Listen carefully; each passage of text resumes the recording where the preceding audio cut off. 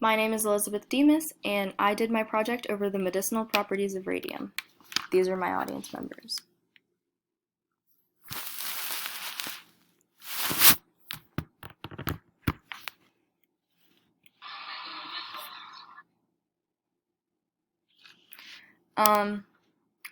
So I will be discussing what radium is, how radium was first used in medicine, why people stopped using radium temporarily, how people currently use radium in medicine, and the pros and cons of using radium. Now, radium was discovered accidentally in 1902 by Marie and Pierre Curie when they were doing in a different laboratory for a X-ray lab, and they were using an electrometer. And you may be wondering, what exactly is radium? And according to the United States Nuclear Regulatory Commission, radium is a radioactive substance found in nature. Radium is produced by the radioactive decay of uranium. The intensity of radiation from radioactive materials decreases over time. The time required for the intensity to decrease by 1/2 is referred to as the half-life. The half-life of radium is approximately 1,600 years, and this article was in 2019. Now, radium's first uses in medicine were quite different than what they are today. Radium was first theorized to cure a wide range of health problems, but it was actually never proven to work. And from an article by Ross Shi in 2018, it discussed that radium was advertised as abundant rather than rare, mineral rather than chemical, and healthful rather than medicinal. It was used to treat skin ailments like birthmarks and eczema, as well as gout, rheumatism, arthritis, anemia, high blood pressure, low blood pressure, asthma, hay fever, bronchitis, pneumonia, tuberculosis, hemorrhoids, diabetes, multiple sclerosis, insomnia, and neurasthenia. And because of these factors, companies took advantage of this and decided to put radium into all kinds of everyday products that people use, such as toothpaste, pillows, pills, children's toys, paint, and drinking water. Now, radium started to become a problem because people were starting to become ill and eventually would even die, even though they appeared to be young and healthful, which led to a lot of confusion within the science community and with doctors because, they seemed healthy and they were just getting sick and dying for what appeared to be no reason. However, it was later discovered that these people were actually developing radium poisoning. And they were getting this from all of the products that these companies were advertising and using, such as the toothpaste and all of those things from the previous slide. Now, I found a story that kind of discusses what was going on here that says, last week, Eben Byers died in Manhattan of radium poisoning. 18 months ago, after hundreds of drinks of the radium tonic, he began having pains in his jaw and severe headaches. Dr. Joseph Manning Steiner, Manhattan X-ray specialist, recognized in Byers' condition symptoms of radium poisoning. Young in years and mentally alert, he could hardly speak. His head was swathed in bandages. He had undergone 2 successive operations in which his whole upper jaw, excepting 2 front teeth, and most of his lower jaw had been removed.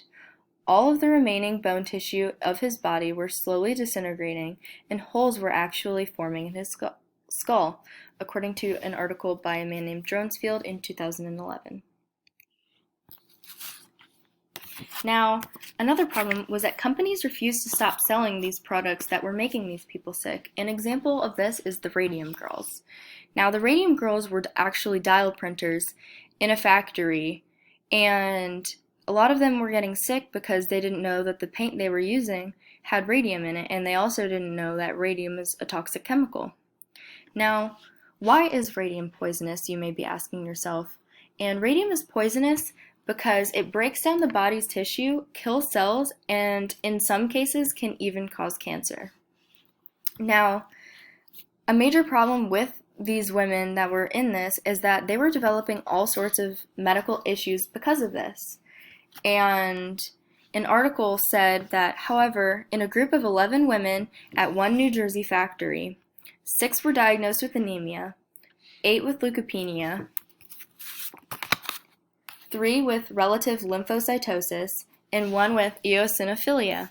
5 of the 11 had a combination of 2 or more of these conditions, according to Rashi in 2018. Now, current medicinal uses of radium were obviously quite different than what they were then. Radium was actually proven to be useful in treating certain types of cancers if used correctly and in smaller doses. But doctors were concerned at first because they didn't want to increase a person's overall exposure to radiation, because they were worried that it would actually cause more damage than what it would potentially bring. Now, an article says, although radium-223 surely contributes to patients' overall long-term cumulative radiation exposure, no cases of cancer induced by this treatment have yet been reported in clinical trials, which had up to 3 years of follow-up, according to Florimenti and Maffioli in 2016 in the European Journal of Nuclear Medicine and Molecular Imaging, Volume 43, Issue 10. But doctors must be careful because too much exposure can actually have negative effects instead of the positive effects that they're going for. And an article that describes this is the European Journal of Nuclear Medicine and Molecular Imaging, Volume 46, Issue 5, where it says that patients who had been treated with chemotherapy prior to radium-223 appeared to have poorer baseline characteristics than those who had not, which basically is saying that their information, such as their blood pressure and heartbeat and all of that, were just worse off than if they hadn't had chemotherapy previously, according to an article by Disdarvik and multiple other people in 2019. Now, you may be wondering, why does radiation work to kill cancer? And another article in the European Journal of Nuclear Medicine and Molecular Imaging, Volume 43, Issue 10, says that the high LET of 223Ra results in high biological effectiveness with a cytotoxic effect that is largely independent of dose rate, cell cycle growth phase, and oxygen concentration, according to Florimenti and Maffioli, 2016. Now, this is basically saying that radiation is very effective and it is not really affected by other factors, which means that it can work to kill cancer cells effectively. Now, how do doctors use radiation to kill cancer? So on surface cancers, such as skin cancer, they just put the radiation directly onto the skin to cut out the mass, according to Dronesfield in 2011. For deeper cancers, this poses more of a challenge because they can't access these areas as easily.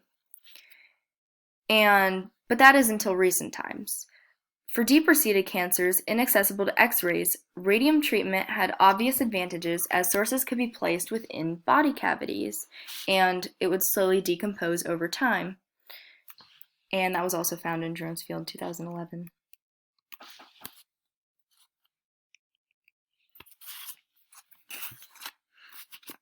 Now, what type of cancer is best treated using radium? And according to the European Journal of Nuclear Medicine and Molecular Imaging, Volume 44, it says how radium is a bone-seeking calcium analog alpha emitter. And this is basically just saying that radium seeks calcium, which means it would be most effective in treating cancers that have calcium in that body area, such as bones, which is why radium is generally used to treat bone and prostate cancer because they're both they're both around bones, and they both are a more localized area instead of more spread throughout the entire body. And that article was by Echebier and many other people in 2017.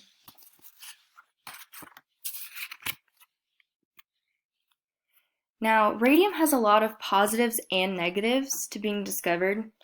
It was both amazing and problematic because of, obviously, it did cause some people to die back in the early 20th century, which obviously was problematic because, I mean, people died.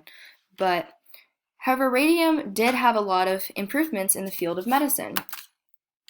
One of these improvements is that without the discovery of radium, people would not have been able to discover X-rays and would not have eventually led to modern imaging machines. So we can thank radium for that. Also, the only option for cancer would just be hope and surgery. And with radium, people actually have a chance of fighting cancer. And who knows? We could eventually cure cancer because of the discoveries that we have found with radium. In conclusion, radium is a radioactive chemical that has been used for various purposes throughout history. Previously, it was more an advertisement and more like a supplement rather than for actual treatment. And currently, it's used as a cancer treatment.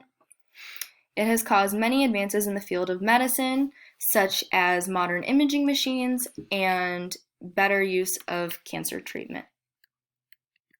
And these are my references.